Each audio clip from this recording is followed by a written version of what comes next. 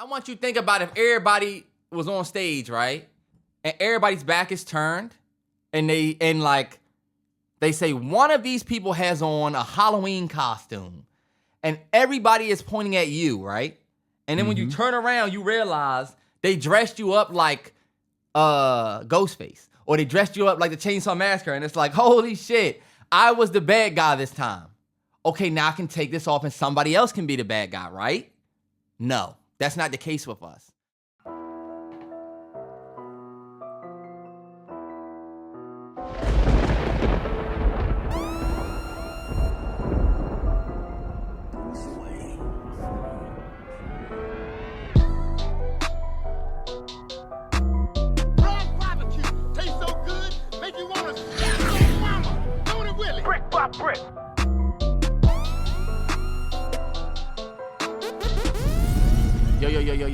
Yo, welcome back. It's the Mallory Bros podcast. Yeah. What's wrong with the nigga? I'm hyped to be back. Yeah, I don't I'm know why he's back. talking I'm about fresh off talking. vacay. Fuck you talking about? Okay. Fresh off motherfucking vacay back. Do I have a tan? I'm next to the nigga. I got a little tan. I think he does look tan. Look at him. A little tan. Just They a said little Terrence bit. looking a little tan too. Wasn't in the sun too much. I was watching that motherfucker from the shade. I feel that.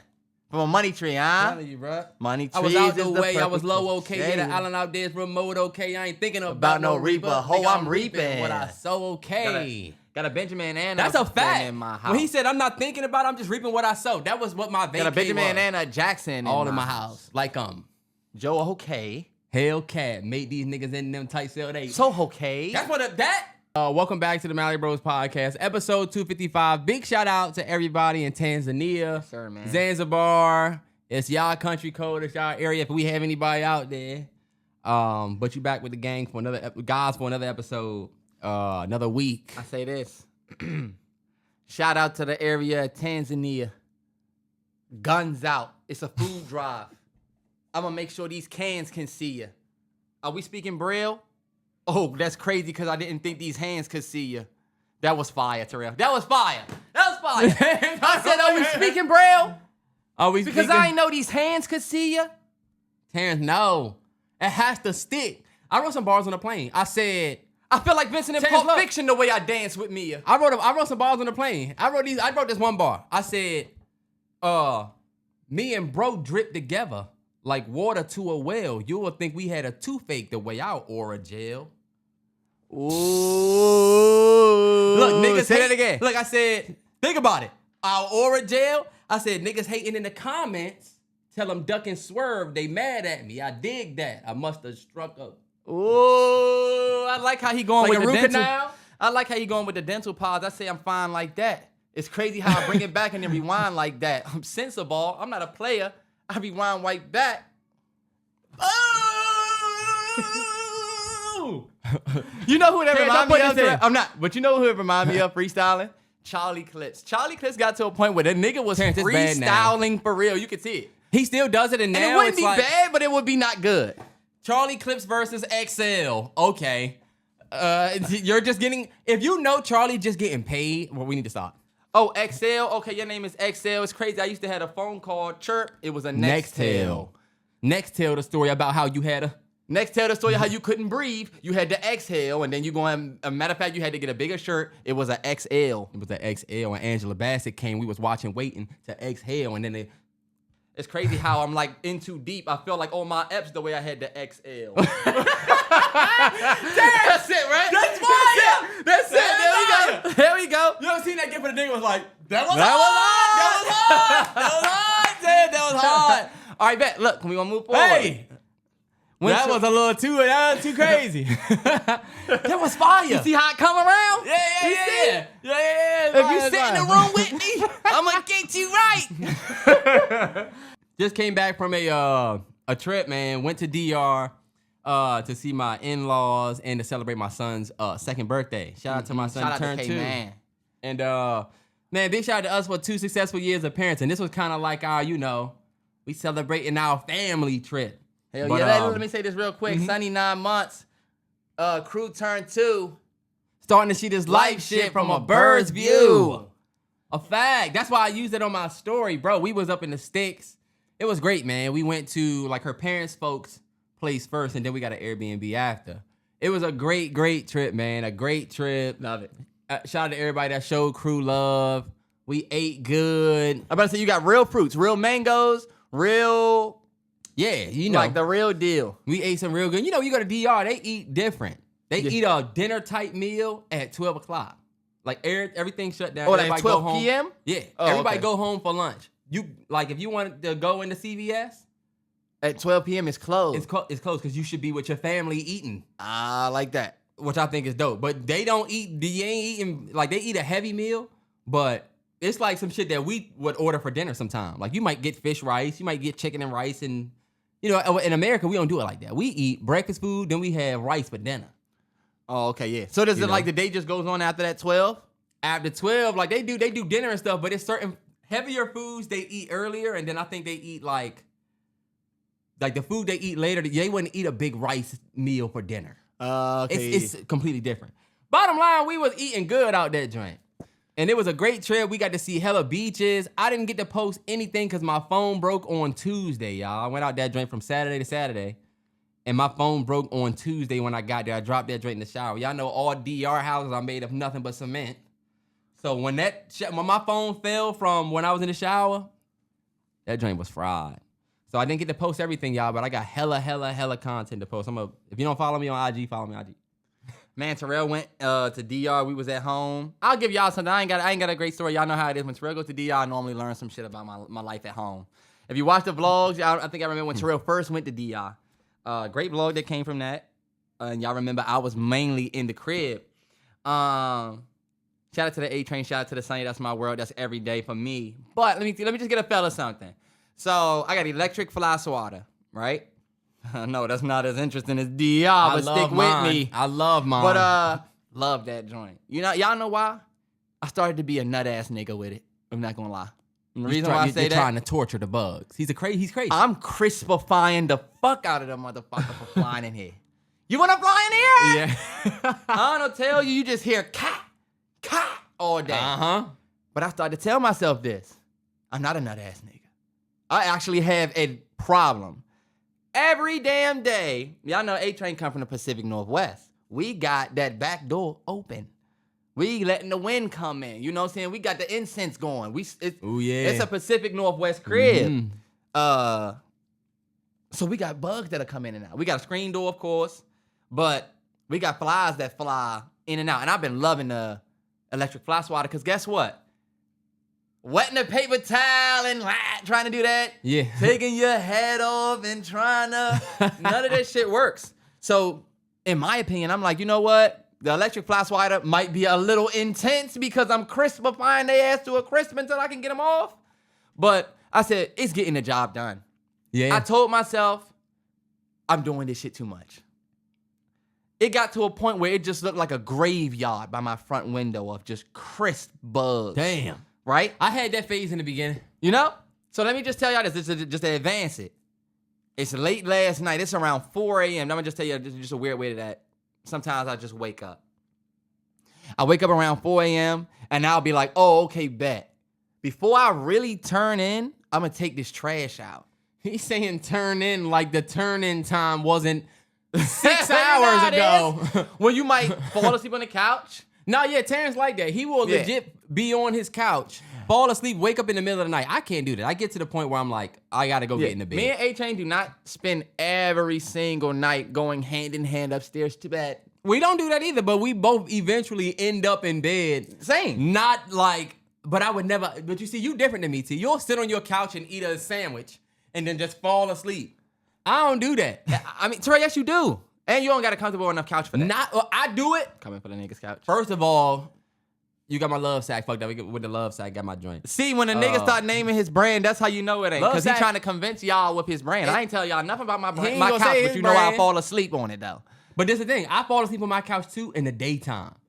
If it's night and you're tired, take your ass upstairs and go to bed. But look, let me just get back to whatever. Fellas, y'all know when your girl go to sleep and the baby down, that's when your night really starts. Sometimes that's when the night started. That's when you really can be that's like when that. I said, eat. Oh no, the fella's off. Whatever. But look, they all off at 4 a.m. But look, Oh, I woke up at 4 a.m. I said, before I take it upstairs, I'm going to take the trash down. Now, mind you, let me just give you a quick thing before. I stopped using my electric fly swatter because I said, you know what, I'm being, like I told you, the graveyard threw me off. Let me just chill. I said, You're doing too much. I said, they bugs. Just let them chill. If they come in the garage, if they come around, just let them stay around, bro. It's not that big of a deal. I've been cooling it just for one day. I go downstairs and I go to throw my trash away, right? I lift the trash can like this, and before I can literally put anything in my trash can, there is a fucking layer of maggots. Oh, you serious? On my trash can. And it was much more than that. Oh! I said, I never seen this type of shit like that in my life. I got straight to Google and said, just found mad maggots all over my trash can. What do I do? Went to my ChatGPT. What the fuck do I do? What I learned is that maggots come from what, Terrell? Flies. Fly eggs. Yep. You got baby flies. I done let you motherfuckers live. I chilled out with the fly swatter. I gave y'all life. I gave y'all a choice. And y'all do me this way. I said, y'all just ignited the most dangerous, inhumane, devilish nigga that's walking through that house. When you hear your auntie crisping up, she ain't not crisping no more because I'm going to keep crisping. I'm crisping all the eggs about her because I don't know if you still got egg pussy releases that's going to make its way to my damn... I said, hold up, these motherfuckers chilling in my crib. Can they put these in my crib? This is what you got to remember, T. You live on the upper East Coast, bro. You live upper East Coast. Hey, hold on with the location. Can't nobody say where you live. Nobody cares. You're nobody. Trust me, you have nothing that anybody wants. But you live upper East Coast, bro. This is one thing I learned over in DR. We went to... My man already benefiting from his trip. Think about it. We were on one side where it's hella mosquitoes, where her parents live, where the Airbnb was in a different city. Up in the mountains where y'all saw I was at. I don't know if y'all seen. But up in the mountains, bro, the wind from the water is so strong that like mosquitoes, flies, and shit have a tough time making it. Type shit. Okay, yeah. If the people that live in the Pacific West Coast or whatever you called it, where On live, they got a lot more breeze than we have over here, bro. So y'all leaving the back door open at On's place in Seattle is way different than you just leaving it open in DC. You know what I'm saying? Yeah, it is. It 100% is. Them flies there's nothing that's gonna stop them. That's why in DC, like if you grew up in the Maryland, Virginia, DC area, we didn't do that. Our relationship with bugs ain't like that. It's funny you say that because Gigi and them like that too. They'll see a little lizard. This is just like real Dominican shit. It was a little lizard that just crawled up our wall. I'm like, we need to get this motherfucker out, right? Right. You know what they all do? He's harmless. He's not gonna hurt you. He ain't gonna do anything to you. We could get it out. But now look, now you look like the entitled American. You just feel like you might as well have on a MAGGOT hat in the room. Because you wanted to kill the lizard. And they're like, I guess we can put him outside since you're uncomfortable. Let's move him. You know? Forgot we had an American. The first time I went to DR, me and Gigi was getting ready to get in bed, it was a lizard. And I'm like, you want me to get in the bed and it's a lizard running around this motherfucker. So I can wake up with this motherfucker on my chest like in the movie. But I'm an American. You know what I'm saying? So I had to like break that in. Long story less long, you need to close that motherfucking door. You don't live in the Pacific Northwest. Or get you an electric fly swatter and no. You're not going to be able to stop the eggs, Terrence. On will tell you. I could be talking to her and I say, yeah, I think we're going to do the red beans and... Why you look like, You know how the camera start going... What's wrong with him? Boys go to a mop. Where's the fly swatter? He's taking over you like Hank. Remember Hank used to have I'm having a panic anxiety attack. Let me tell y'all, shout out to all my niggas in Jamaica, Queens. Shout out to everybody out in Jamaica, Queens. I was in Jamaica, Queens, not because I wanted to, but because JFK. Terrell, hold on, wait, before you even start this. I'm going to come back to your intro. I have to make sure I end this maggot thing by saying okay. The only way that you can actually You can just leave it there just like this, Terrence. The only way you can get rid of these shits is if you bleach the fuck out of your trash can. Let me tell y'all, that trash can is at my curb right now because it's trash day. I'm going to have the trash man put that joint on there. It ain't no maggots in it no more. Oh, okay. They just in the, they at the curb. If they make their way up there, trash men probably deal with that shit all the time. Hold on, wait.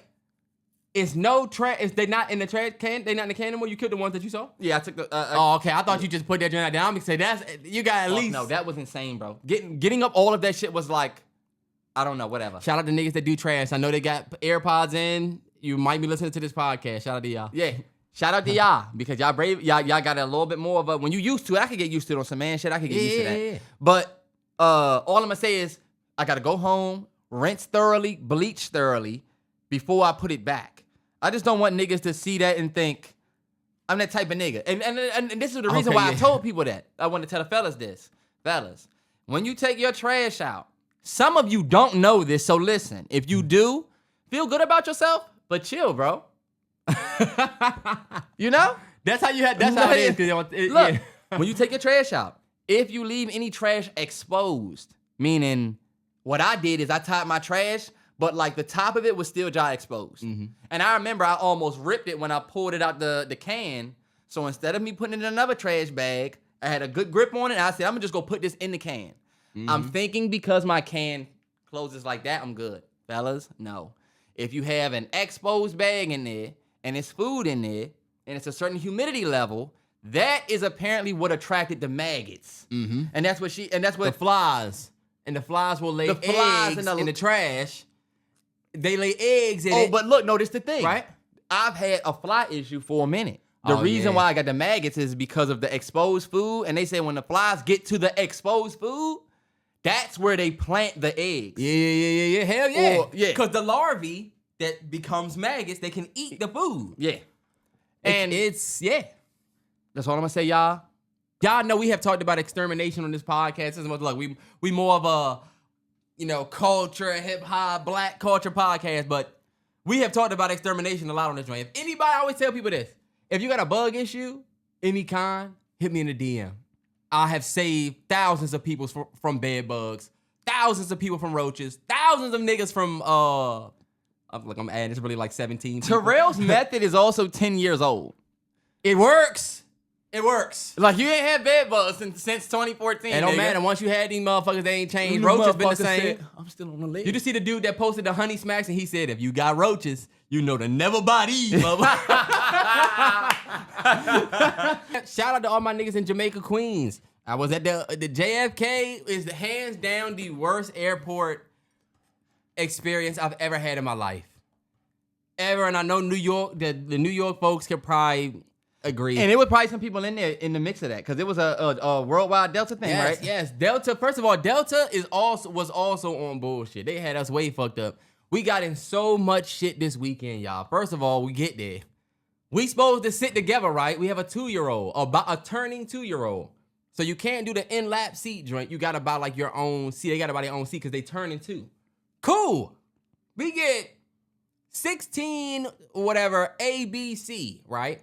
Because we had flew first class the last time. I don't know big money shit, but it was comfortable. He was smaller. Yeah. We just said, fuck it, let's just pay extra because what if he's a fucking terror? We need to ask this motherfucker, do y'all have, Yeah. But this time we flew economy, right? Because we wanted to get the 3 seats. We check in and it says GG in 18B, I'm in 26D, Krew in 14A. All of our seats was all over the place. We go up to the desk, they're like, yeah, we could probably put two of y'all together, but I mean, we can't do this. We was like, yo, we booked our seats. We got our confirmation right here, our seats together. So like, y'all should be able to fix that. And they on some, we trying to help you as best we can, whatever. Ghetto bird bitches at the, I'm not gonna say that. That's actually fucked up. But y'all, our experience, what warranted that? Like, people be so rude to you, like you decided to fuck the shit up. Like you, yeah. Like, and what I've been through Delta this weekend, I don't give a fuck. I really don't give a fuck. Are you gonna, I'm not gonna tell the ho. No, are you gonna press, I'm saying press charges. What am I saying? Are you gonna try to get compensation? Hell yeah. 1,000%. I just got the email from the motherfucker that say, how did we do? You got the You wrong gotta do that. motherfucker with me. Anyway, it took us forever. I was supposed to come back on Saturday. We were supposed to all get together here for Krew's birthday on Sunday. Our flight got delayed. And then the shit just got canceled. Like when we got here, we sat on the fucking track for like 3 hours. That was hell with a 2-year-old. We done ran out of snacks. This motherfucker got thirsty. We had to ask him for water again. This motherfucker's thirsty. We done went through everything. Rachel, Sing, Elmo, all his toys, coloring book, the activity book. We done went through everything. It's like, all right, y'all, we out of options. And it's getting late as fuck past this motherfucker bedtime. And then we get to the desk. They like, where you flying to? We like, we going to DC. She was like, DC, like DCA? Random chick with a Delta hoodie on. Was just not even at a desk. She just came to the line and was like, where you going? I'm like, we going to DC. DCA? They're done for the night, hun. You need to get in that line. So I'm thinking, okay, hold up. Done for the night mean nobody else is flying. So, long story less long, y'all, we ended up staying in a hotel over in Jamaica, Queens. And then we get there, Gigi get into it with the lady at the desk because she was rude as shit. So we get into it with her. We got the baby. We exhausted. We didn't get to come back until the next day, y'all. 4 p.m. was the only flight they had coming to D.C. Terrell was supposed to be here. You were supposed to leave at what time? Bro, we were supposed to They were supposed to leave 7 p.m. the day before. We were supposed to fly out and then got rescheduled to 4 p.m. next day. Y'all know that is 2:28. We were supposed to land 6:40 in D.C. End up coming home the next day. Bro, remember our drink got delayed again? We didn't come home until, we didn't fly until like 5:30. It was hell, y'all. It was hell, but I will not let that take away the steam of how good this trip was, y'all. We had a really good trip. One of our favorite trips, one of our best trips. I cried last night. We got back. I put Krew down and realized how old he was, man. Like, I felt like I just got on this podcast and was like talking about him being born and his first birthday. And the time do go. The time does go. I'm not going to say the time go fast. It's just like, damn, sometimes. His trip and him being out there, I'm telling you, the end of it was impactful as fuck for me because I had to, like, keep people updated. And you know how people be like, yo, Terrence is going to keep y'all updated. I'm like, yeah, I got y'all. Y'all'll be good. I got y'all. I'll let y'all know when he lands. I mean, when he take off and when he land. This motherfucker start saying, yeah, we backed up. Yeah, we delayed. I said, damn, I got to relay messages like I'm working for Obama. You know, I'm moving no bullshit. And then look, it got to a point where I fell asleep. I woke up. He said, it would be nice if we getting responses. What the fuck? Terrence will I fell asleep and it was 1 a.m. What? Nah, I feel like if you agree to be somebody's point of contact, you can't fall asleep for 5 hours. It would be nice to be getting responses. I'm telling Terrence, yo, we haven't taken off yet. We getting ready to do this. You really feel it in your feelings when you gotta tell somebody it would be nice to get a response. Terrence, I had to tell him, I was like, you know what, Terrence, it'd be dope to know you getting these messages, bro. Like, do y'all give a fuck? And I felt like, hold up, I got smoke from my whole family. I felt like nobody said, damn, did Terrell and them land yet? Honestly, Terrell, yeah. I honestly feel it. I feel that, bro. Nobody. I'm always, when people send out the confirm, I'm like, yo, did Candace get there yet? Yo, did Kenny land yet? I'm gonna speak Hondo. Bro, I don't know what your fam is definitely on turf after they LA trip did them dirt. Shout out to everybody that hopped on the Patreon and saw Terrence put up a bunch of videos while I was gone. Ace Trumpets, the Destroy Lonely, Ace Trumpets, Destroy Lonely, Glorilla. Man, Glorilla. I haven't even seen that video yet, the Glorilla. I had to wait. You need to watch that. You need to watch that. You know, we got back late. I was going to. We getting stuck in. Yeah, that was literally last night. You was in Jamaica, Queens yesterday. Yes. You don't want to say nothing? You're my Queens niggas. I've been shouting them niggas out. First of all, New York streets. Joey. New York streets are just. We was on 145th Street, -11. It's like trying to put that motherfucker in DoorDash.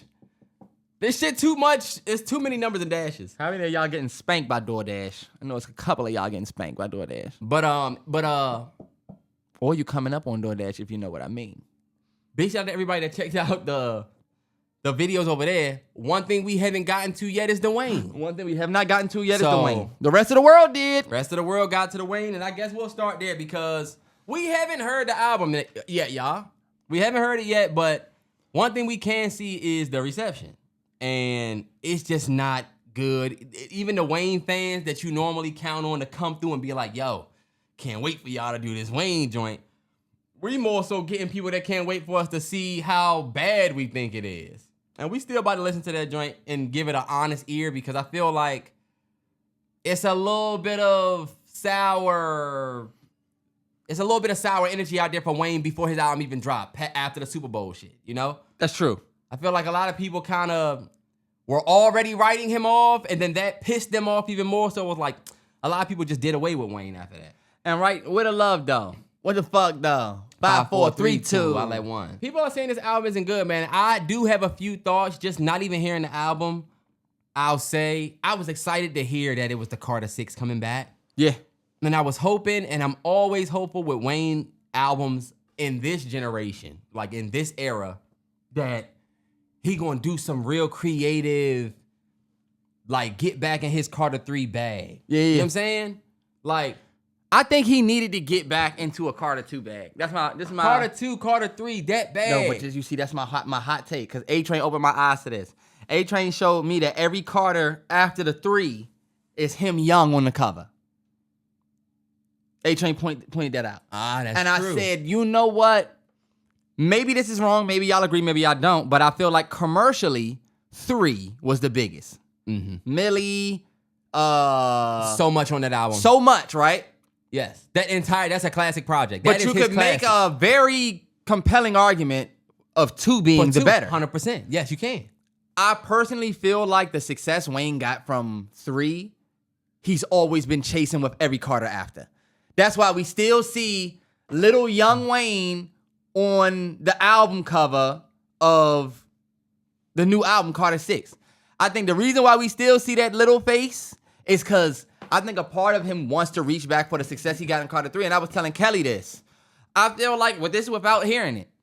A lot of people I've seen say they didn't like where he went with beat selection. This is a masterclass in how to not pick beats. This is what you shouldn't do when picking beats. Mm-hmm. And I'm like, damn. Kelly said that it was a joint on there where you could tell Wayne was trying to be in like a different bag. And I said, you know what, y'all? That's really not unlike Wayne when I think even about Carter 3. Yeah. Carter 3 had joints on there with, was Tie Me Down or Shoot Me Down? Or Shoot Me Down Carter 3? Yes. Like, yeah. That's not hip-hop. That's low-key like Wayne on his other shit. So like Wayne always been an experimentative guy. And I feel like, Terrell, let me just say this, I'm going to land it here. Mm-hmm. Without even hearing the Wayne y'all and seeing the reception, I'm going to keep it a hundo. Post beef, post Drizzy, post Kendrick beef, I'm not surprised to see people shitting on this and not giving it a honest ear. And that's why I feel like I'm excited for me and Terrell to listen to it because we gonna let y'all know if it's good or not without the bias. But Terrell, I think we'd be a little, it's a little irresponsible to cover this and not say that the beef don't have some sort of little, you know, even with Wayne in the Super Bowl thinking he deserved to be on the Super Bowl. Yeah. People were ready to call this trash. 100% I think people were, but I also think it's on Wayne to deliver something palatable because even his fans didn't like the album. Even his fans didn't. And it's not a situation, and that's the thing. There was a level of that to start, but you kind of proved a lot of people right. And it's the thing too, you announced the Carter 6 tour. We just had this big fiasco about how you should have headlined New Orleans. That's your home state. And on the tour, I don't know if they updated and added it or if it was a second leg, but on the original joint that Wayne posted, no New Orleans show. We just made this big stink about you deserving the Super Bowl, and you don't capitalize on people wanting to see you in New Orleans by having yourself do that. I always feel like if I ever went on a world tour and I was a big-ass artist, I'm going everywhere, and my last 3 shows going to be in D.C., because I am from this. I need my people there. You know what I'm saying? Mm-hmm. For my last show. I love that. I love seeing Kendrick in SoFi, but I also felt like if I was Kendrick, I would have did SoFi last. I would have came to LA last. But you know, the last of my first leg, I would have put that motherfucker right there after we polished the shit and get it perfect, because for my city, I wanted to be that. I remember a Nipsey video where they asked Nipsey his least favorite city to perform in, and you know what he said? LA. You know why? That nigga was on too much hood shit. He said it's too much chaos when I perform in LA. Cause you got people trying to show up from here, you got people trying to show up from here. And low key, I always thought that could be a lot of people's home situation. You finally performing at home, so you got all your friends and family like, oh, since you gonna be here, you know I'm gonna be there. They want the hookups. Now you're right, but not having a New Orleans show at all to me is just a loss. Right. I also feel like we haven't heard the album, but if he's on this joint trying to relate to the youth, my thought for Wayne is you already have one of the best hip hop catalogs, period, man. You have some of the best metaphors. You have some of the best double entendres of all time. Niggas say real G's moving silence like lasagna is like is a top 10 bar of all time to me. Yeah. Like, Wayne is a legend. I feel like Wayne should be doing residencies. He should be celebrating his music. He should have somebody curate some shit for him where it's all his hits. He should be doing B-sides tours where he... The nigga said, paper chasing to that paper, look, I'm right behind you. That's how he chose to rhyme lasagna. But I'm paper chasing, tell the paper, I'm looking right behind you, but I'm really getting to this cash. Anyway, I feel like what Wayne need to do next, bro. I'm not paper chasing. Paper chasing to the paper, look, I'm right behind you. I'm not chasing you. I'm right there. Yeah, I'm behind I got it. These other niggas are chasing. But I feel like he should be. Oh fuck. Scooty. Bit my fucking cheek. I feel like Wayne should be doing residencies, bro. I feel like Wayne is at a point where, and you know what, Brody? Cut it here. And you know what, bro? I really think Wayne stopped doing certain records. Like, think about Carter 3. A record like Tie My Hands. Tie My Hands. The slow joint where Wayne is talking. He tried to do something on this joint. But see, me and Terrell going to have a kilted we haven't topic heard it because yet. we haven't heard it. But I heard he tried that. You know how niggas are these days, Terrell. But them records work. Like 2025 niggas ain't trying to hear that. The beat and I am, but... And then a lot of people call the Carter 4, and people say the Carter 4 wasn't good. And I don't agree with that. I think the Carter 4 is a great album. People say 4 and 5 is bad. Think about it. Blunt Blowing, 6'7", She Will, John, How to Love, President Carter, Give Me That Mirror joint with Bruno Mars. That joint is fire. The Novocaine joint I love. That's enough. I'm about to say, yo, Carter 4 not bad. That do got some joints. It is 21 songs, and I like 8, 9 records a whole lot. So I do get people saying it wasn't a great album. And comparing it to 3, where you like... 3, yeah. But that's why I said, yo, I feel like he might be chasing the greatness of 3.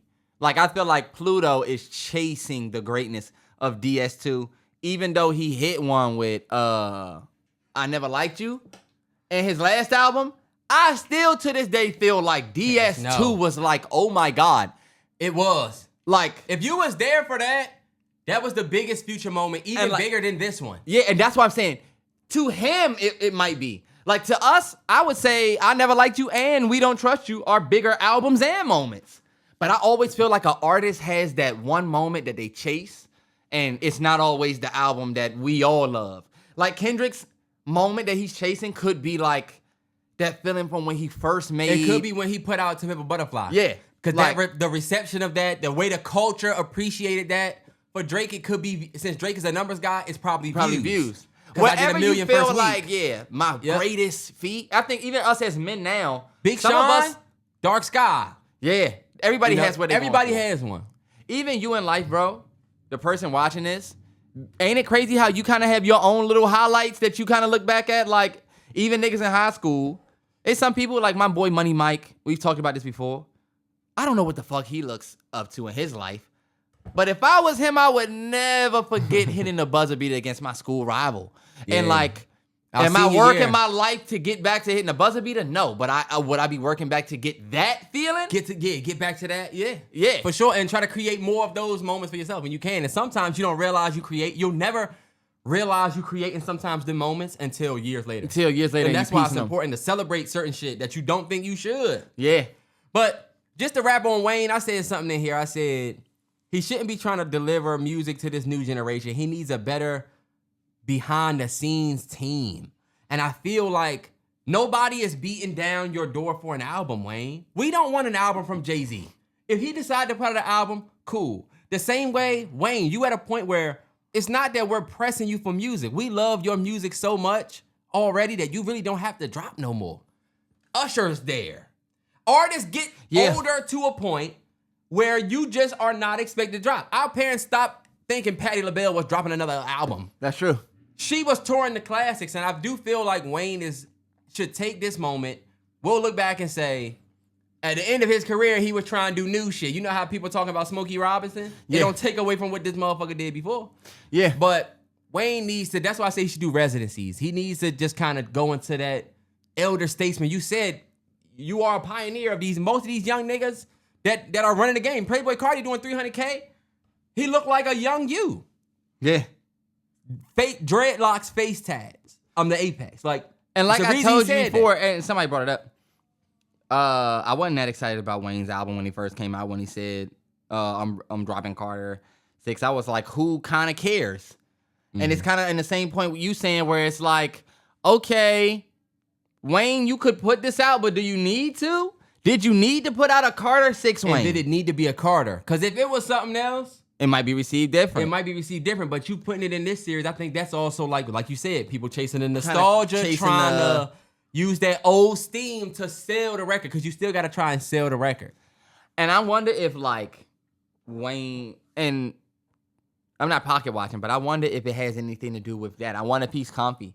I know Wayne was in a sticky situation with Birdman for years, and we don't know how that impacted him financially. You know what I mean? And I don't think Nicki Minaj and Drake are making chicken for Wayne like they used to. You know what I mean? Yeah. To where Young Money was cash money. Now it seemed like, you see Birdman was like, I made this much off of just 3 artists, Wayne, Drake, and Nicki.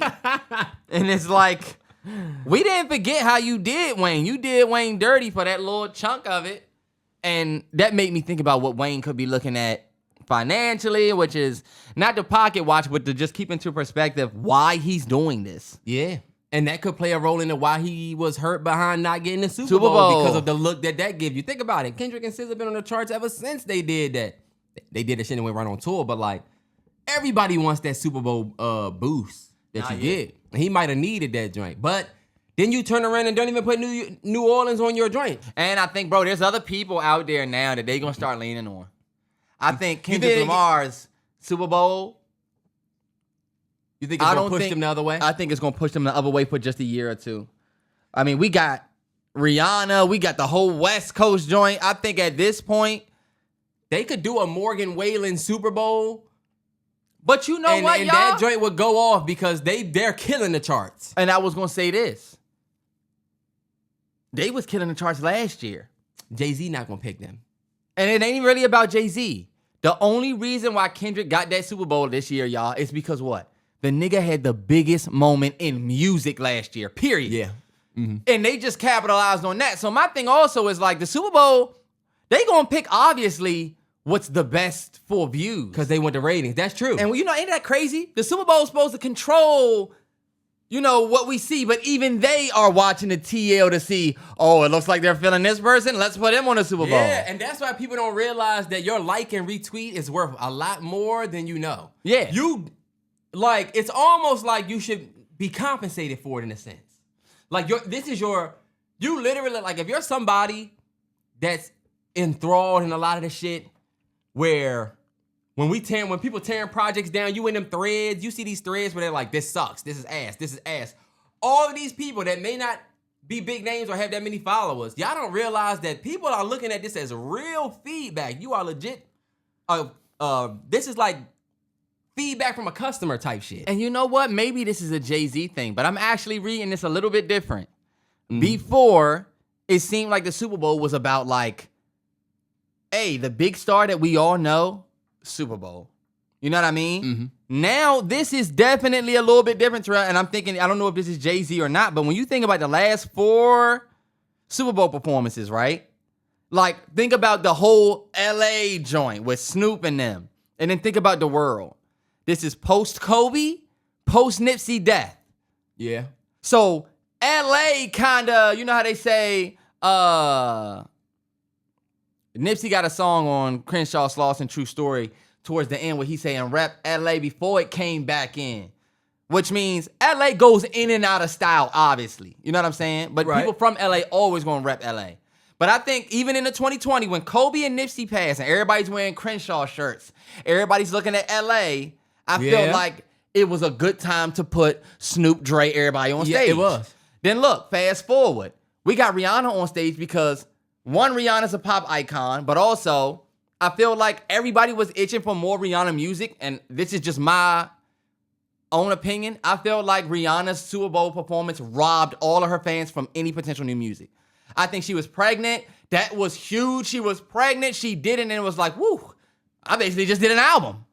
I'm done. You know? I feel, and I don't blame her. But I also feel like that moment wasn't so much giving us this big icon that like deserved to be on the stage. The woman was pregnant. Yeah. It seemed like a great move that she took it. Great chicken for Rihanna. Great chicken for the Super Bowl. Let's move forward. What is Usher going viral doing? Usher's dropping cherries in women's mouth. Yeah, and he's skating around. He's doing his Vegas residency. That's coming where? To the Super Bowl. And we get to watch Usher do what we've been watching on our phones. Yes. So now, seeing that they went and took Kendrick, and did Kendrick do a big eras or this is who I am type of thing? No. He did the moment that earned him that Super Bowl.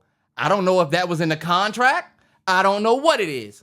All I'm saying is, looking from the outside in, the Super Bowl seems to be a lot more tailored to what we're seeing on the TL than this big, grand career building piece. It might not be smart. And the Super Bowl used to be flowers, kinda. Yeah. We're gonna take this artist that everybody know they catalog, because you gotta have the catalog to do a Super Bowl. You gotta be big enough. You can't put Lil Baby up there. Yeah, as great as Lil Baby is, right? And he has classic records.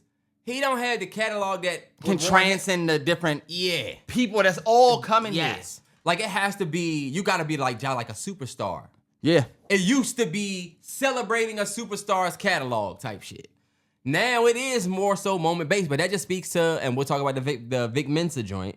Yeah. But it speaks to how times have changed. And now they gotta do things a little bit different. They do. To make the numbers move. But shout out to Wayne. We will listen to that album. Get the Patreon. It'll be going up over there. If you want an unbiased review of that joint. I know a lot of you already wrote the album off, and if it's bad, I feel like that's going to make for a better video for us anyway. Because we're going to keep it a hundo. But also, for my Wayne fans that feel like it wasn't that bad, maybe you might be able to get something out of our video. Because I feel like we've done that for years. Where we'll find something we like out of it. Popeyes. Y'all know we on it. Popeyes. Come on. Y'all might not like our stomachs, but our stomachs like us. Y'all know how it is traveling. You're going to eat trash. Popeyes. We had them wraps. And let me tell y'all this. I don't know if y'all seen me with the Terrence. Popeyes Terrence had something to say about this. Here go our wraps, because McDonald's ain't putting theirs out, right? Yeah. McDonald's post snack wrap July 18th or whatever is coming out, right? Popeyes get in the comments and say, glad we can make that happen for you. Everybody's like, ooh, because they put their rap out first type shit. So we get them wraps, and I'll just say this. So we get them wraps. McDonald's, y'all have absolutely nothing to worry about with the trash that Popeyes just put out in them wraps. The most pathetic idea of a snack wrap that's a fucking scam that I've ever seen in my life. Let me tell you about these motherfucking wraps, Terrence. What do you I'm just thinking of a chicken, fire-ass Popeyes chicken strip. That's not hard to fuck up. Tortilla, green meat. You can get spicy.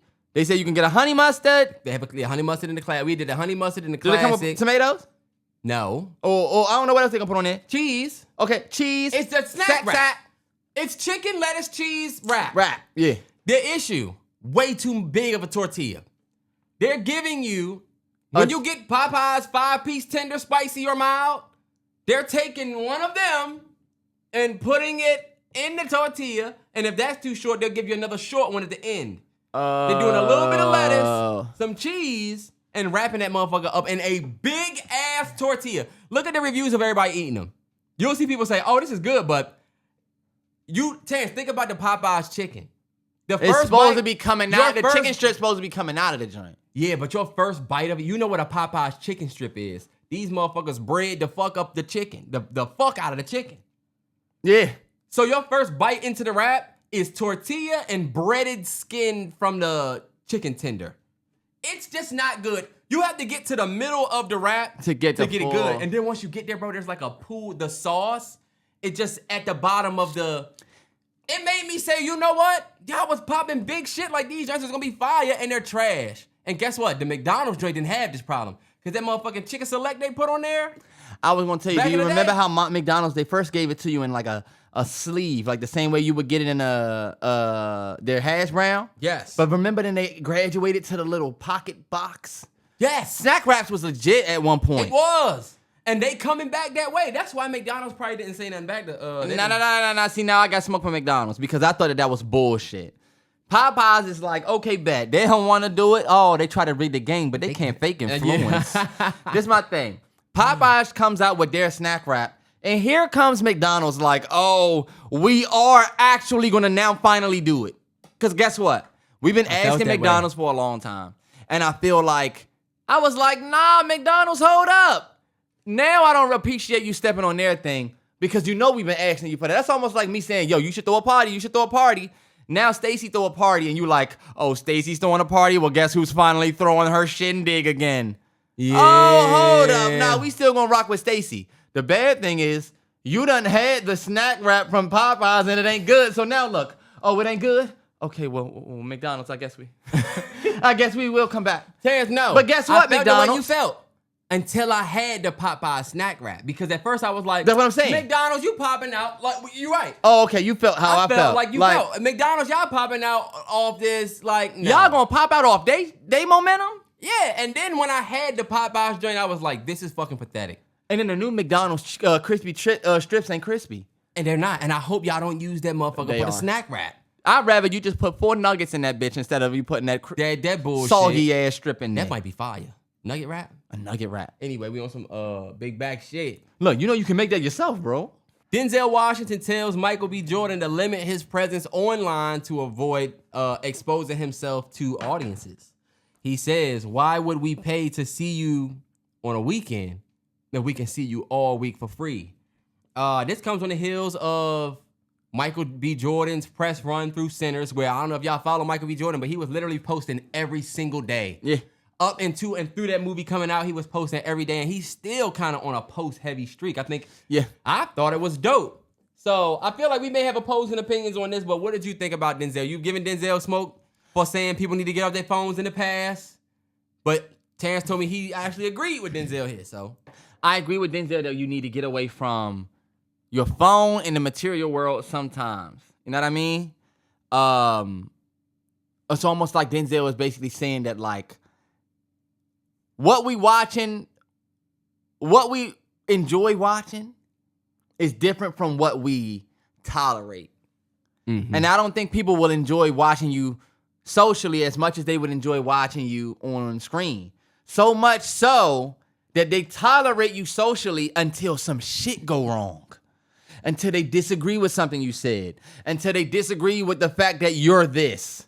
Sometimes you share so much of yourself that not everybody's gonna like you, and it can shy people away. If we knew more about Denzel's personal life, would we have showed up in the theaters for him the way that we have done all these years? So I kind of definitely can see where Denzel Washington is going when he's telling Michael B. Jordan that, why would we watch you on the big screen if I could get on my phone and see you every week? Mm-hmm. Because, Terrell, we talked about this. It was dope to go to the theaters and say, what has Michael B. Jordan been up to? And then you go to the theaters and see him in a trailer. That to me is doper than seeing that was cool. On set, getting ready to shoot, movies coming out, press run, now here's the trailer. Not yet. Like, me and GQ, me for this magazine, me over here. An example that I used on my Twitter was Dwayne The Rock Johnson. And a lot of people also use Kevin Hart as an example of how I feel like oversaturation. Y'all are so popular that your new movie, you're bigger than. Like, people were not going to see your movie for the movie. It was to see you because you done gotten so damn big and you built it on your social back, not your acting. Not the back of your work. Your work, yeah, and yeah. that is the difference between a Denzel Washington, because we wanted to go see the Denzel movie because we knew he was going to be in it, but we knew what Denzel was going to do in it. Yeah. It wasn't because we love him on IG and we about to go and see it because he's promoting it and telling us to go see it, so I'm going to like this and then go see the movie. A lot of y'all are tailored to tell you. It was the art. Yep, and a lot of people are tailored to tell themselves, oh, you see they got Denzel. You see they got. We was not doing that with Denzel. We was like, oh, y'all, Denzel getting ready to play a detective. Yeah, Denzel getting ready to do American Brad Gangster. Pitt and this person about to do this. You were excited about the art. Yeah, we were very young in 2007, but I remember hearing my parents and them talk about how Denzel was about to play Frank Lucas. Yeah. And American Gangster was about to come out, and they said they got Ruby D playing his mom. Like, now you know what Denzel did with Malcolm X. You know what Denzel did with... Yeah, I remember the hype. Like, and Jay-Z was doing... I remember Kelly was excited because Jay-Z was doing the album. Like, it was dope. And then growing up and going to film school and learning about it, it was even more dope. Because that was actually the last film that... damn, what's his name? Classic cinematographer that innovated the... Underexposed and Two Stops Down, that Harris Savides, yeah. Harris Savides, it was the cinematographer. It was the last one he did before he died. It was just so much attached to that film that it wasn't just about... It was all about Denzel the art. was. Yeah. And you're right about that. But this is the thing about wisdom, right? Denzel got 65 years live, right? He's been in the industry 40 years. He can tell you 40 years of what he's been through. But the thing about wisdom is... it's kind of limited in how you can use it sometimes because it's based on experience and not based on the future. That's why they say, I believe the children are the future. Teach them well and let them lead the way because they're going to be sharper in this climate. We need the 25-year-olds to focus in school and not use ChatGPT. Yeah. These are our fucking doctors and people that we need to know this info, not cheat on the test. Nah, yeah. Like, we need y'all to go through the struggle. Like, I watched Gigi go through the hell of nursing school, but now... when something wrong with Krew, I hit him right over to her ass. The young 10, 12, 13-year-olds right now, Terrell, they going to be the ones that's teaching Krew when he gets in high school and he's like, my teacher, Miss What's-her-name, is 25 years old. Yes. The kids that's 10 right now, 11, 12. Yeah. So when I think about what Denzel told Michael B. Jordan about being seen less, I think, okay, because I think about the Leonardo DiCaprio, right? We don't see Leo do nothing but post about the world ending, or he gets seen here. There's the stories about him being with 20, 25-year-olds, whatever, but he not really on the net like that, posting every day here in this magazine, everywhere. So when you hear that Leo got a movie coming, I feel like he one of the last actors that we still have that what we feel for Denzel. And a lot of the times it's the actors that we call by the one name. Viola, Denzel, Leo. Give me more. Who would you say were those? Timothy. Not yet.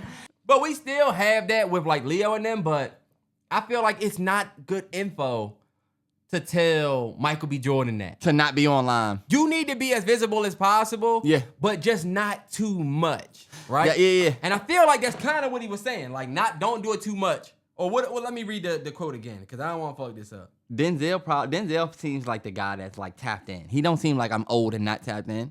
Yeah. He probably saw the shit with Michael B. Jordan and Lori Harvey and probably said, damn that's going to hurt your No, stop. but you know what? See, I guess I kind of agree with Denzel where you should limit it and it shouldn't be so much. Yeah. But I do feel like for Michael B. Jordan, sure, because you was just in Sinners and we would want to see you in something else because you just did a big-ass film.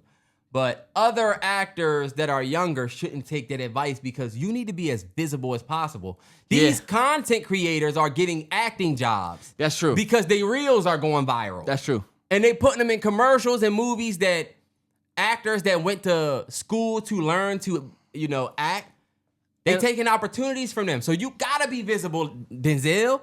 And look at what Maya Hawke just said. Maya Hawke just said that she low-key almost lost the role because there was conversation about her following. Mm-hmm. And if she was going to be willing to get a following back, and how the director told her, okay, well, yeah, we just kind of have this follower count that we got to fill. It's like, damn, well, if they're going to take a chance on me with the fact that I don't have followers, that even puts more pressure on how I deliver. Because this motherfucker not even making us meet the follower count. Yeah, so imagine what an actor like Maya Hawke, who just came off of you in a big franchise like Stranger Things, the son of Ethan Hawke and fucking Uma Thurman, like, you still dealing with that. Imagine the guy like my boy Isaac Rossi, shout out to him. He just shout out, bro. Just did what did he do? I'm not gonna say Dexter. No, it's Westworld. Westworld. I'm sorry, it's Westworld. I don't watch Westworld, but I try to keep up. One of the actors that was in our thesis short film, if you haven't seen this on YouTube, he does work. But like, think about that. He was in the mud with auditions and fucking, I'm gonna just do this film and hopefully I get something out of it and they can put this together and get this next job. Now people like him, they gotta compete with. He was in Dexter. He was in Dexter. Yes, he was in Dexter. I feel good knowing that I was right about that. Yeah. We haven't talked to him in years, but we keep up on IG. But they gotta compete with these content creators. The funny guy that's making the reels on TikTok or he's going viral. They gonna put him in the they gonna put him out there because. I want y'all to think they not thinking about the art no more, y'all. They thinking about selling this damn movie. How can we get motherfuckers to come and see it, low key? But you know what? There's a lot of creators on TikTok that are doing skits. That's earning them roles. And they have the goal to act. And a lot of them are getting roles because of their reels. Because they're like, you know, they're online. Okay, so I see what your point is. You follow Devarion Jarvell? No. The dude? Yes, I do. That does he does all those reels acting, you know. You follow Davey, Pap, they all doing that. They're all using their platforms to hopefully to get more jobs. Yeah, I just don't think that's the best idea for everybody. For Michael B. Jordan, though, it does make sense. For Denzel Washington, I get what he's saying because he always comes off on a put your phone down type of energy. I get what he's saying in the oversaturation term when you look at people like The Rock, Kevin Hart, and even maybe soon Michael B. Jordan. Michael B. Jordan, you been hot, bro. You was hot. You was in Creed and Black Panther. Okay. You're actually in a great seat because Sinners was good. Low key, Sinners could have been the one that said, I bet. Nah, yeah. If Michael B. Jordan didn't smoke that joint. If he didn't smoke this one. If it had been a dud, it's hard to even talk about it that way because it's a good movie. But if that joint had been a dud, then people would have started putting him in the, oh, you did Marvel. Oh, you did Creed. Remember people were saying, I was ready to do that. No hate, but hate. All hate, but no hate, because it comes with the territory. If that movie would have flopped, people would have started saying, maybe Michael B. Jordan has benefited. Maybe Ryan Coogler has benefited. And they beat all those odds. 100%. They beat all those odds. Yeah. And that was 100%. And that's what Variety was getting at. That's why Variety was like, oh, they still haven't passed the threshold, because Variety was actually banking on, and this was one thing I wanted to say, y'all. Variety wasn't so much wrong. Variety, low-key. Y'all ass was wrong. I'm sorry. No. Because, Pete, Variety didn't say anything wrong. They just didn't say the right thing. That's right. You know? They said the thing that you shouldn't have said because why did you say this? Because you didn't say this ever before, but you're just doing it now. Right. Because my thing is this. It's like, oh, I don't know if she's gonna be able to get to the finish line. You shouldn't say that mid-race. It looks like you don't want her to win. But guess what? Were you wrong for saying that? No, because we mid-race. And I was gonna say this. If it weren't for Variety saying that, I don't think that Sinners gets $350 million. Do you know that? I think Variety, all low-key, outside of Ryan Coogler's Kodak video, was one of the biggest pushes for that film's marketing. But I don't want to give Variety. But I'm not giving them any credit, though. Sinners success. No, I'm not. I'm saying I think that definitely that fueled the hate made all of us pay attention more. Oh, you know what? They hating. I'm definitely gonna go and support a couple more times. Yeah, not gonna lie. Yeah, that's true. That hate definitely fueled some of the love. But I'm not gonna talk about Sinners because you know niggas think we talk about Sinners too much. Biggest movie in the last 10 years. Damn, yeah, that's true. For us. I know everybody's seen in the recent news, I'm sure all of y'all TLs are filled with DDG. Mm-hmm. Like Duke Dennis. And Duke Dennis. Baby mama stuff, yeah. Yep, these streamers' lives have now become so potent that they've become the new celebrity. And I told streamers have the ability to become a celebrity without literally doing really anything. And this is no hate at all. But I told On, I see DDG on my TL more than I see most celebrities. Yeah. But do you know it be the most nothing thing ever? DDG laughing at India Love saying this. DDG LOL sees this. But it's like... Gigi just was saying, why is my TL getting so much of this DDG? Yeah. He everywhere. And low-key, this not me hating on bro. This is just me saying, okay, bet. As a streamer and being popping, you got the Halle Bailey situation that unfortunately has you buzzing on two sides of the pan. And then you just popping because you was at the streaming university. So... And you got your own curated. You got your own curated. Because did you see how much he made in a month? Yeah, that was crazy. That was crazy. And I want to say shout out to bro as a creator. But one thing I will say is, damn, me myself looking at my own TL, I'm like, okay, streamers are becoming the new stars. Their lives are becoming spotlit in a way that I told you. The pressure is going to come with how interesting your life is as a streamer. So look, Terrell, you got a kid. By the time he gets a certain age, bro, streaming might be at a certain level where instead of YouTube, instead of TikTok, instead of whatever, the big thing to be is a streamer. I told On this. Think about the Met Gala. Think about award shows. Who did they used to go get? The big creators, Netflix, film companies. They go down to the little creators in hopes to pull them up. Do you see how they used to go to who? The Emma Chamberlain, the Liza Koshy, the YouTube stars. Yeah. Start getting replaced with the streamers. Yes. Because, like, TikTok is TikTok. TikTok is big, but I feel like being big on TikTok, Kai Cenat is probably big on TikTok, too. But him being big on a platform like Twitch, this stream, I feel like that's looked at like the new big on YouTube. Kai Cenat with the BET award? It's because, I'll tell you the difference. Being big on Twitch shows companies like T-Mobile. Kai Cenat can get 300,000 people to spend whatever on his stream. Yeah, on just him. He has the influence to get all these people to spend their money. That's different than you getting 300,000 likes. It's different than you having a bunch of likes because we have we can tie monetary success to this motherfucker right here. So we should put him in we know what we can kind of count on based on projection if we put him in a commercial. For sure. With you popping on TikTok, we know the viewership will be up. We know people are going to be able to identify with you, but we really don't have. We do because we still have your analytics. Yeah. But TikTok free for everybody.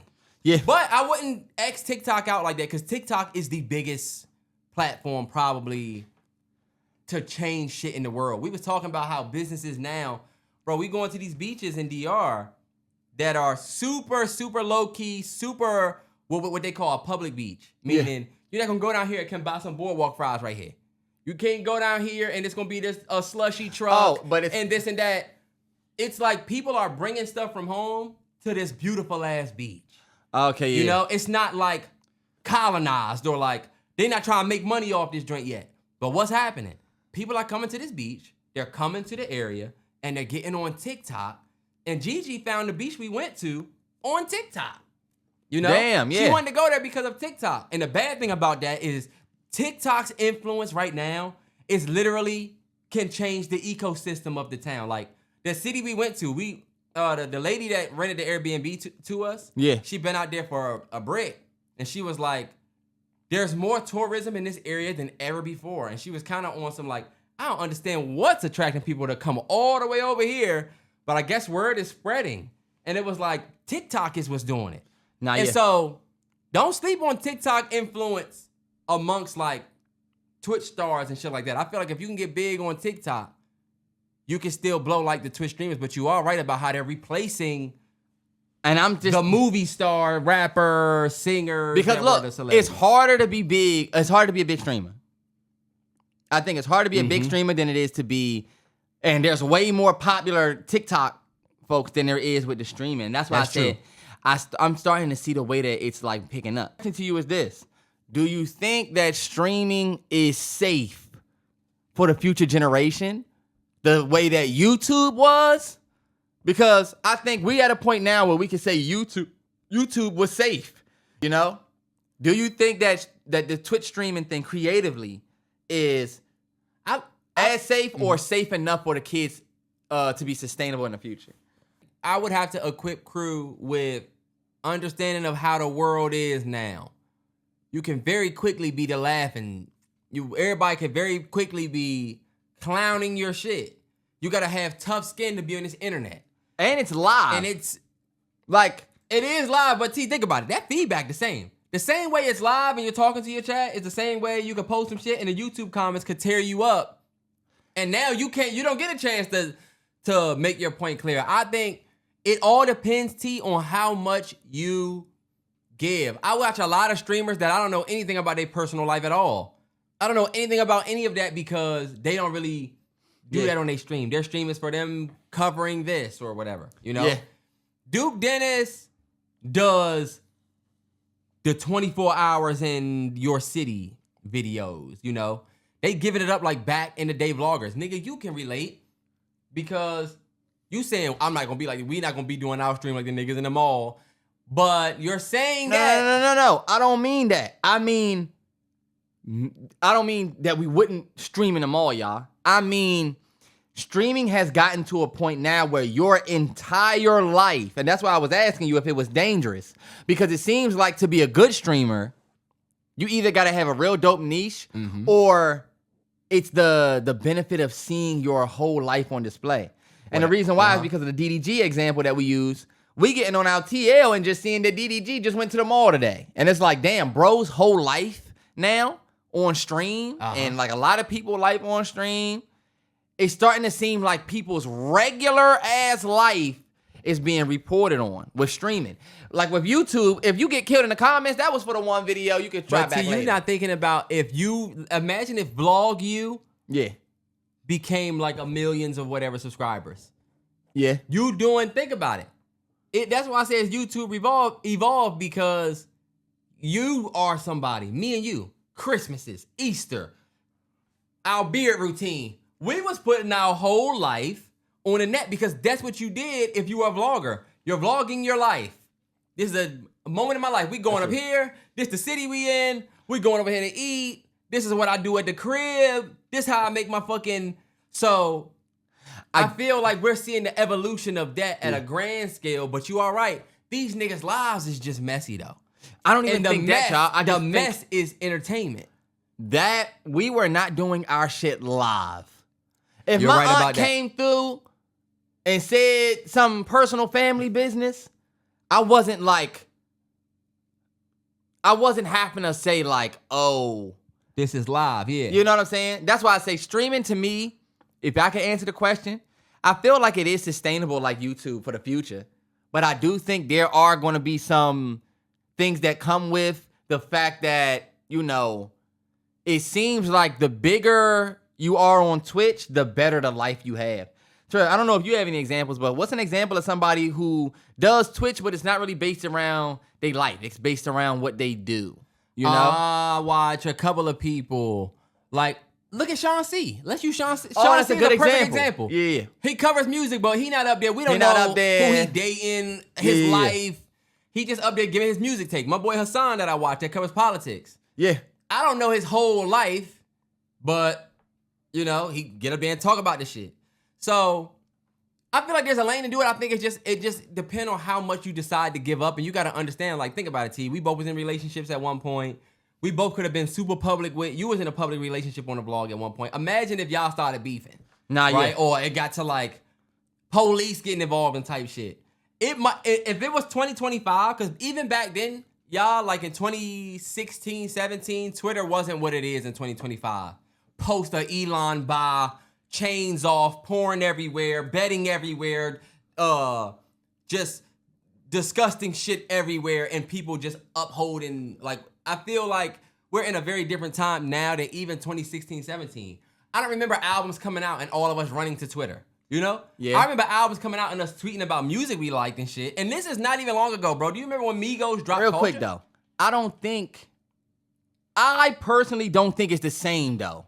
Like, I don't think that YouTube days and vlogging days, like you trying to say, is the same as now. Because but what's even the difference though you're right about like the the difference to me that I'm seeing is like the clip farming and trolling. That's the only thing that I'm starting to see is a little bit dangerous for the future. Because with YouTube, and I agree with that. There were trolling YouTubers who like did that for a thing, but now I feel like the live aspect has made niggas do some weird shit. Like it's like, you'll see niggas disrespect niggas. Think about it. I done covered on the whole overnight scenario. The dude, Shay Frost, went up to the girl and said, "I'm trying to fuck you right now." You only doing that not for your YouTube. You doing that trying to get a buzz out of your chat, bro. It's this. I don't see how that's so different than somebody doing a troll video on YouTube and posting it. Because other than it being live. Well, you see, that's my thing. And I guess you don't see that. And if you don't, that's fine. I feel like with a troll video on YouTube, if you were doing that, that's one thing. But like, you have control over what goes in and what goes out, what works and what don't. All the troll videos you see, there's a point where it cuts because everybody that you go up to ain't gonna be on like content time where you gonna want to put that in. Oh, okay, yeah, I see what you're saying. So like I've seen a lot of situations with streamers where like you're trolling, aka clip farming, and this is live, so it has to work now. Like this has to work because we're live. You see I get what you're saying. You know what I'm saying? Like people was talking to India Love. The girl was like, I hate when people come around. She was like, I hate when people come around and you're looking for a clip.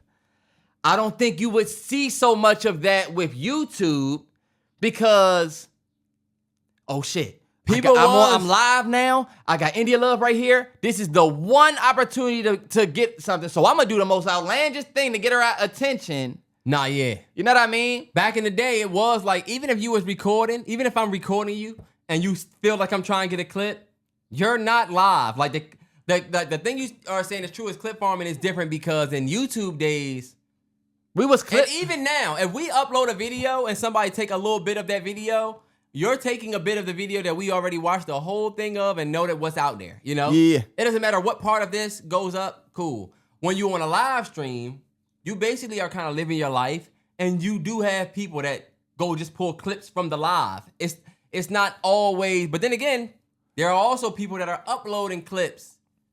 Terrell, you know what clip farming is? Clip farming is when, because I don't want you to get confused with like, that part. Clip farming, I mean, is when people are trying to like go viral. You're trying to do something so that somebody can clip this and okay, go viral on the net. You know, I'm with you, and it is a little bit different. I will say this though, just going back to the Krew thing. Yeah. If he wanted to get into that, and he probably will at some point, bro. He loves all of this stuff in here. And I like your answer. It's not like you got a better answer than I thought.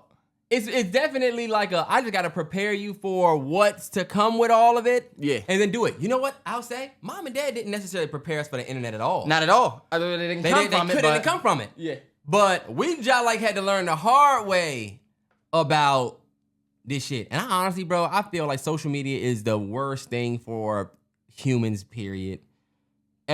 All depression, all social media is linked to depression, is linked to people feeling growing insecurities because you get online and it's a bunch of big perfection show and a big judgment show at the same time. So it's just really not healthy for kids at all. If honestly you can keep your kids away from it as long as you can, especially in their developmental years where they should be learning to love themselves and not learn, oh, I need to look this way. See, think about it. Sonny's gonna be 8 years old one day. She shouldn't have to get on her phone and see girls, being, she shouldn't get on there and see all of the negativity that comes towards women on there, even from other women, you know what I'm saying? Or not even just the gender war shit, but like the perfection versus judgment show. It's just so much. I'm telling you, it's not good. All right, bet we got Woody McClain. Big shout out to Woody McClain. If you know Woody McClain, he plays Kane on Power with Ghosts. He was in the the New Edition biopic that was insane. Yeah, that was. But he also really had some other shit that he's done. Yeah, so he's done some other films and he's done a lot. But he went viral recently because he walked off of Cam Newton's set. He got choked up a little bit talking about being typecast in certain roles and an experience he had.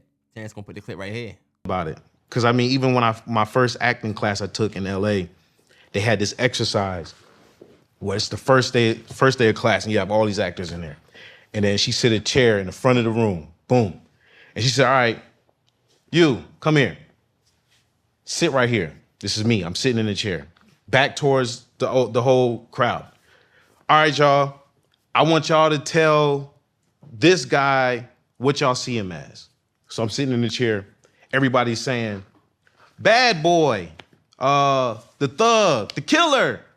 I'm hearing this stuff. They don't know me. You know what I mean? I'm hearing this stuff.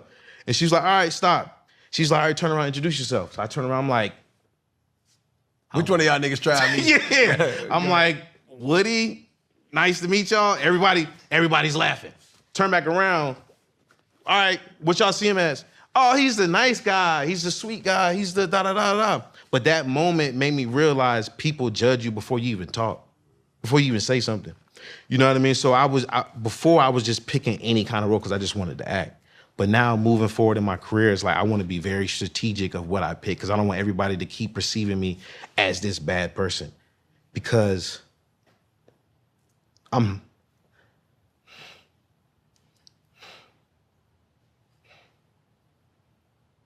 It's okay, bro.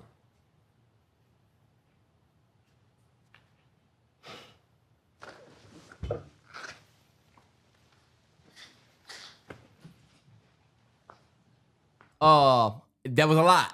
Yeah. But where you want to go with that? I feel bad for him because I feel like you can see in the moment where he gets stuck. He knows for a fact that he could land any bad guy role. You know what I mean? Mm-hmm.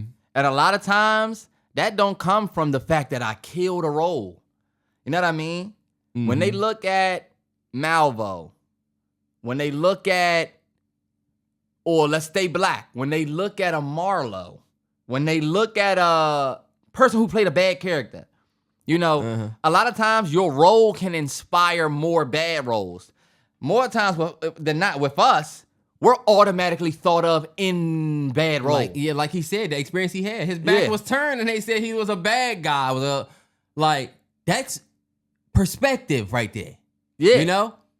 That's somebody's perspective. And Brody, I want you to think about if everybody was on stage, right? And everybody's back is turned and they say one of these people has on a Halloween costume and everybody is pointing at you, right? And then when you turn around, you realize they dressed you up like Ghostface, or they dressed you up like the Chainsaw Massacre, and it's like, holy shit, I was the bad guy this time. Okay, now I can take this off and somebody else can be the bad guy, right? No, that's not the case with us. We have on the permanent costume. The realization that he has where he's like, damn, that's the same exact realization that he probably had where he realized, I can't really take this mask off. I can't take the bad guy thing off. Mm-hmm. And I think, I have issue with sometimes how Black American actors are perceived because, we also have to compete with Black African, Black British, and Black everybody else that can come under Black American stories. Aaron Pierre, David Oyelowo, Kaluuya. It's a list of them. They've all played Black American icons. They even got Damson Idris just signed to play Miles Davis, another Black American icon, where a guy like Woody McClain, he got to compete against them and the Black Americans here for our roles. And sometimes we get no benefits of the doubt, y'all. If y'all go look at the overnight scenario, I believe it's the 7th or 8th episode where I talked about Black British actors versus American actors. We go through the same thing in our countries, right? Black British actors aren't appreciated in their country. Believe it or not, I think over 50% of the movies that are made over there, they're not even in. Over here, we get a little bit more appreciation, but we got to work a little bit harder. And the thing is, they have over here to come over here. Remember I said 50% of the movies made over there aren't even starring them, but there's still another percentage of film and TV that's being made over there. You don't see a lot of us going over there and getting lead roles, none, or even some roles for real. You see a lot of them come over here. So when we speak about the scarcity that David Oyelowo talked about, I think it's really about the scarcity of roles. Well, it's because we got everybody and their mother that can fit our skin coming here to be in. So I feel like the pain that he's experiencing is the Black American oh, we got a permanent costume for you. The black British guy, we gonna see what he got. Cause we know where he come from. He can talk that different tongue He can sound different when maybe we can make this motherfucker James Bond because he sounds like a, Yeah. He's more palatable. That the dialect is more palatable if you could do it. Mm-hmm. I do understand that. And then when you start thinking about Woody McClain, you start thinking about the scarcity of roles, but then you start thinking about how that scarcity of roles, majority of those roles are you playing the bad guy. That makes, when you now say, I want to do something to where I'm not gangster, I don't have a gun. Yeah. Now it's even more scarce. That's like dangerously scarce because now you got to be a good guy, right? Yeah. You got to be cast as a good guy. You got to be believable as a good guy. Believe it or not, he did a very believable job as Kane because he's a good actor. But he did a great job in the New Edition joint Even too. better job in New Edition. Yeah. Yeah. But that is the reality of what black actors face globally, where sometimes you do got to deal with that. And you know what sucks about it? What really sucks about it is the fact that he felt bad about it. At the end when he was like, my bad. For getting choked up like that. But it's like, that's some real shit you just felt. Yeah. Engage to the world. And it's hella people that feel like that, not even just as actors, but in general. I used to work at Best Buy, and I knew talking to certain white people by the company that they were nervous talking to me because you can't connect to me unless it's this Best Buy shit. Yeah. Like if we almost gotta get like you. Yeah. For you to be good. And black people go through that all the time. I want y'all to think about Shrek. Like, in the beginning of Shrek, did y'all remember the beginning? Low key, bruh was lonely as fuck. He had no friends because the world perceived him as something permanent. I'm an ogre. But like, supposed to be scary. You're supposed to be scared of me. You're supposed to run away. I fit the description of everything that you heard already. You don't know that I'm actually artistic. I'm actually somebody that can cook, even though we cook our shit. I'm actually somebody that's passionate about who I am. Like him saying, ogres have layers. We complex. That's not me telling you we scary. And it's the same thing with black people. We actually did a lot of dope stuff. If you give me a shot, I could show you. If you give me a shot past what you see. If you don't run off and you stick around, I could show you that over here, it's actually not so bad. Mm-hmm. It's not so scary. That's been our plight forever. And that's why, to me, I always fight for black Americans in black Americans to have, like, we're going to talk about straw, right? But, like, the dude was, this dude on Twitter is trying to tell me, you have an issue with the subject matter. You have an issue with the subject matter. Our life is the subject matter. We have an issue with the art.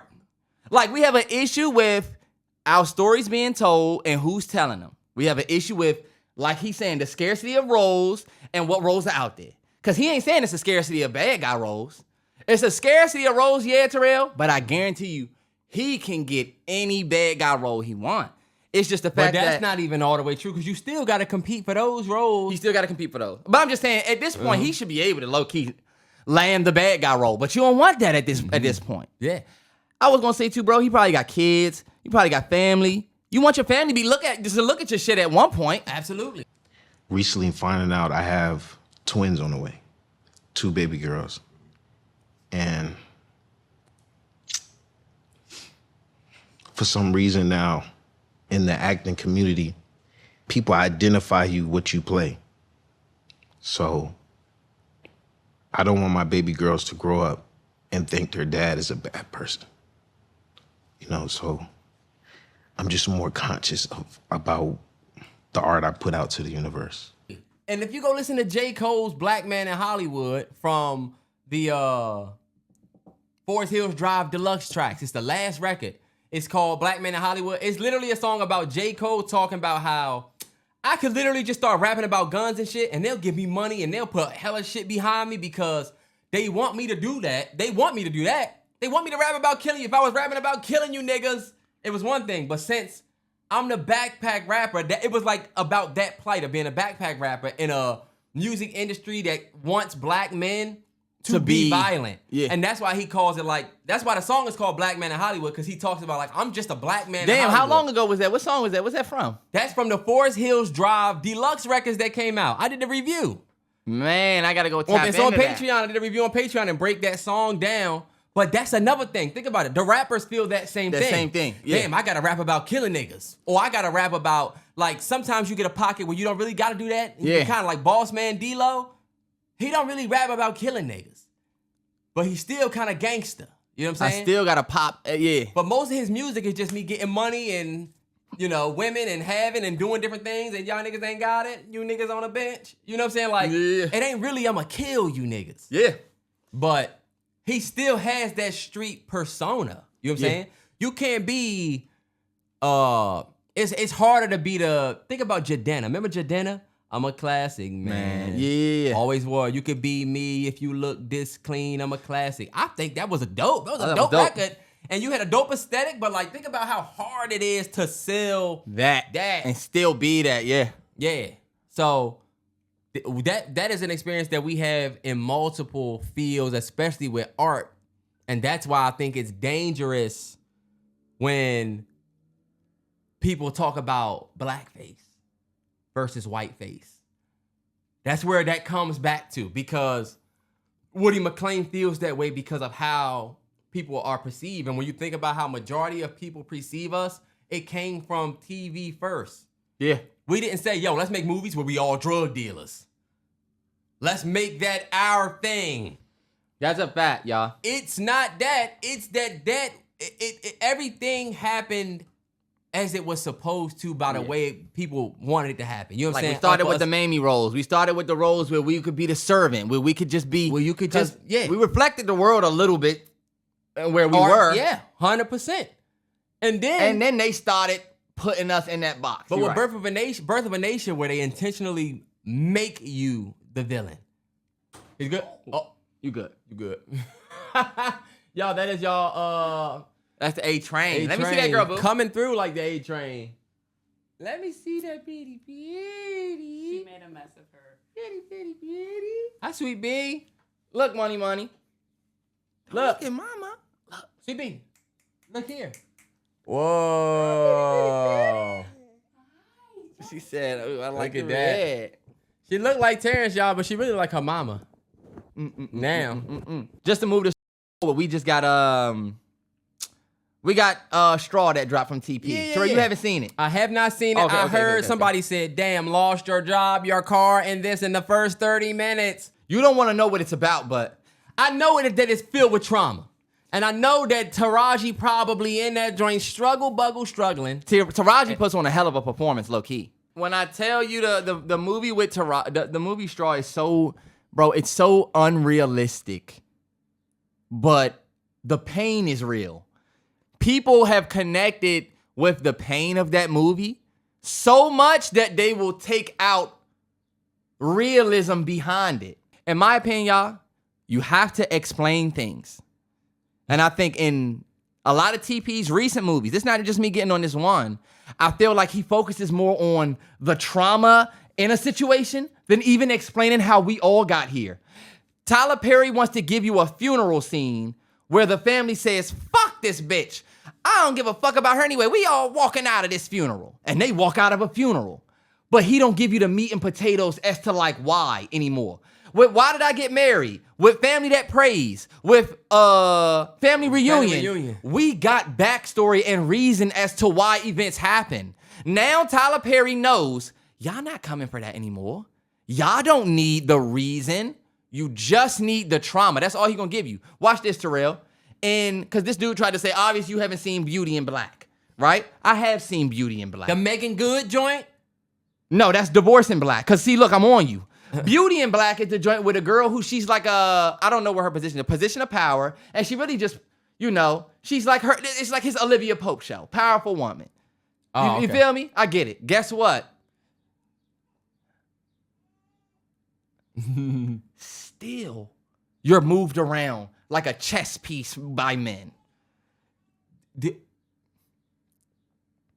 Go real quick and make sure on turn on that sound machine. Because you know that sound machine is in there. She would probably know. Just open the door, see if you hear it. Oh, what's on? Okay. My bad, y'all. Look, we got kids in this motherfucker. These two motherfuckers is parenting. But in Beauty in Black, okay, bet you can say that the girl is successful. In Mea Culpa, okay, bet you can say the girl is successful. In Divorce in Black, okay, bet you can say the girl is successful. In going back to Temptation, Journey Smollett had a great relationship with with bruh. Black women, don't y'all feel bad that he always make y'all look like a fool for a man? And in this movie, you gotta be successful, but you're still getting played by niggas. You still getting fucked off. You still getting all of the trauma. I told my dad. And y'all, he makes y'all so lustful. He makes them. Who cares that you're successful in a movie if you're still getting the trauma of no success? Right. How do y'all feel about Sanaa Lathan in the Family That Prays? Trash. And this my thing. I'm not saying that he got to make all feel-good movies. I'm saying if you're going to give us nothing but trauma-baked, if you're going to give us nothing but trauma-filled films, you could at least, like, try. I'm not mad. Like dude said, you're mad at the subject matter. I am not mad that you chose to make a movie about a woman who is doing whatever she can for her child on some John Q shit. Just do it in a way that's, like, not obviously you just trying. Bro, when I tell you, anything that you could think of outside of abuse from a man, because you don't have a man in the movie, and I don't know if you think it's a spoiler, anything you can think of that happens to a black woman happens in the first 30 minutes of that movie. Okay, let me guess. Somebody say some racist shit to her. Okay, yeah. That happens. Yep. They gonna make it so that she don't have money. Yep. They gonna make it seem that she's broke. They gonna make it seem like whatever job she has, she need it. And she's potentially gonna lose it if she can't get it. And what do you think is happening at that job? Do you think that the people think about every job that you ever had, Terrell, and think about the person you knew that was down on their luck and how they was treated. The person that we all knew they didn't really have that much money. You know what I'm saying? Uh-huh. Cold turkey, no bank. Nice. Damn. Let me show you my nanny. Terrence, come on. Because I want you to lose this point. And Gammy, look, 143. She need to be leaving in 30. What was I saying? You were talking about her. We were talking about everything bad that could happen. Oh, it's in there holding her still. Probably. Terrence, you know you've been doing a lot of distracting, stopping the pod stuff, this pod. You'll see when you edit. I'm about to say. Have made this pod a lot longer with your... I'm checking on the babe. You good? I haven't checked on my child. Well, I'm only doing that because of the... And you also stopping and tweeting and... Okay, I did look at the joint. Okay, bet. You're talking about all the things that can go wrong in a movie. And you said, what's the name? What happens at that job? You said everybody you know that don't have like no money, or maybe they struggling, right? Mm-hmm. One thing I don't like, well, you'll see. Watch how they treat her at the job. They treat her like shit. They treat her like she is the, oh, here she come late again. Oh, here she come. I told maybe I don't care if this is a spoiler. She comes in soaking wet from this situation where she was stuck in the rain. She comes in cold. The dude comes, her boss comes and says, "Look at you, dripping all over the place." I'm like, nobody would treat somebody like this. Even if they were having the worst day of their life and they were your worst employee, Terrell. If you had your worst employee coming in there cold in the rain, you would say, somebody get a towel for her. Somebody get her to whatever. He expect her to, you dirty, dry off. Is her boss black or what? Her boss is a black dude. And that's what I told Terrell. I said, long story less long about Straw. I feel like Tyler Perry has gotten to the point of making movies where he no longer even has to give you a compelling story. He just has to give you compelling trauma. And y'all gonna eat it up because unfortunately, we do come from that. And that's his recipe. I don't gotta tell you why she shot him. I don't gotta tell you why she going through this, low key. Yeah. Y'all just want the mess of it. And like I told y'all, the end of the movie does not change what we saw. I need to watch this movie. I can't wait to watch this joint. A lot of people like this. Some people say they cried through it. Taraji P. Henson's acting alone will make you cry. You remember I Am Sam? You remember why you cried watching I Am Sam? Because Dustin Hoffman just fucking... Yeah. It's like that. Okay. Damn, I'm gonna be ready to watch this joint. But damn, I definitely want to see. I definitely want to see that joint. And Terrence, let me tell you something. You see what I just did? What? That's an example of what to cut. If I stumble over a word and then start over. Oh yeah, I will. Sometimes you don't be doing that, but I know you probably feel the same way when I edit. I know to definitely do it for you, cause this is where you can start it. I was at the club. Yeah, That's I say that all on it- purpose. Yeah. Cause if I don't, but Anything that we missing before? yeah, Brody, we can. Well, what we can talk. Only thing we didn't talk about We got straw. was the Xbox joint coming out. The Tinder joint we didn't talk about. Tinder implementing the, Oh, the okay, height yeah. filter or whatever. We didn't talk about Vic Mensa. We didn't talk about Vic Mensa.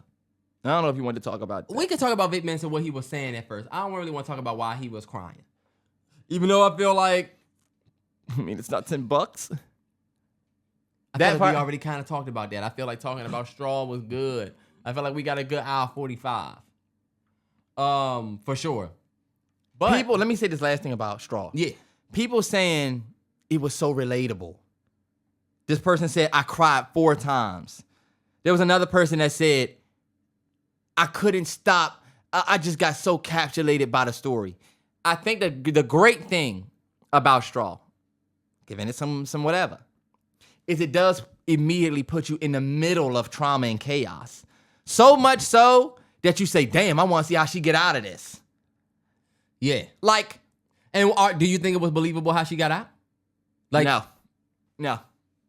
I don't think that any aspect of the movie was believable if you ask me. Not in 2025. It was a movie though, so it's not like my boy Izzy. I also gotta watch it myself because Terrence is a very harsh critic. This my thing. I have smoke for any type of movie where you are sticking up and holding up a bank robber in 2025. Like, come on now, you're gonna get murked. Easily you will die. Nah, yeah. If you're gonna do a heist film in 2025, it has to work. And this my thing. I'm not gonna say that I haven't seen it because Terrence, you are a harsh ass critic. I and I'm want not you gonna to let your imagine negativity- mom right now going downstairs and being hysterical in the PNC bank with a gun. How long do you think mom's gonna be in there all day sticking up the bank? Terrell, no. Yeah, I need to see You're this gonna film. get Shout out to blasted. everybody that's seen this drink. But you know what? because- No, let's do this. This is not to be negative, y'all. This is not for me to say that Tyler Perry is a bad dude. I'm just letting y'all know that it seems like in his last couple films, and I gave y'all all of them. The Divorce and Black, remember the joint with Megan Good? Yes, they all. The Kelly It's Rowland just joint. It is to a point where like, at a certain point, you know you're getting ready to see some bad shit. and Tyler Perry is raking in all this money. He shot. First of all, this film was shot in 4 or 5 days. This film was shot in 4 days. Damn. This film was shot in 4 days. I don't think y'all understand that the rest of the industry hears that and it's not, ooh, wow. It's chaos. And that's the thing. We only on your ass because of what you make and what you do. And even though you provide opportunities for people, the same way Spike Lee saw through it years ago and got called a hater by everybody. Yep. Because that was Madea was in her prime. Yep. And Spike called it coonery buffoonery and got told, You why just are you hating on giving another a black you man. you putting a black woman and making it seem like she got a gun in her purse. You know? Yeah. I will take out my gun. Think about Madea. You know what I'm saying? Like, but think about it. Black people was in they laughing hee hee ha ha bag. We think about it. I love Medea's Family Reunion. To this day, know every word of the movie. One of my favorite films. We was young though. But we were young. Yeah. But now that we older and learned, it's like, oh, you're actually not great for us. You're actually terrible for us. And I feel like he has certain things that work. My mother loves the Sisters show. DeVale and Kadeem that act in his shows. I think DeVale's on Zatima. I don't watch it, but I love them. Tyler has given us people. Yeah.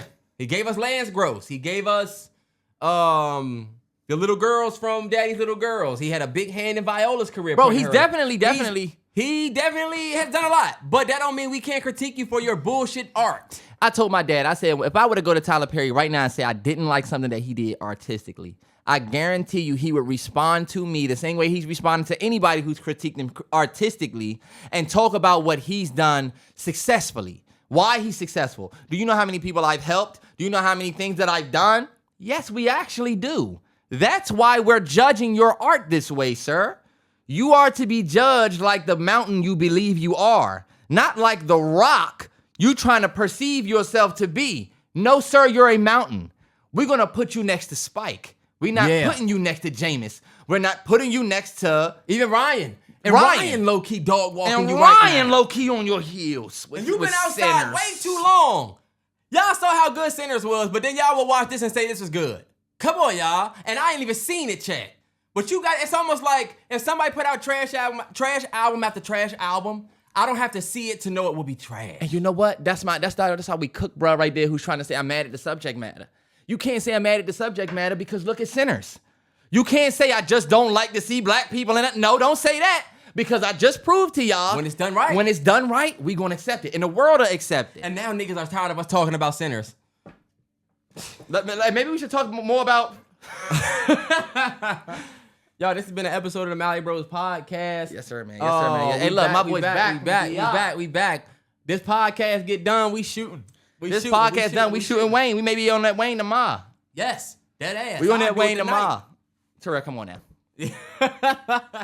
One thing I do want to say for everybody, maybe I'll take this and put it in the beginning.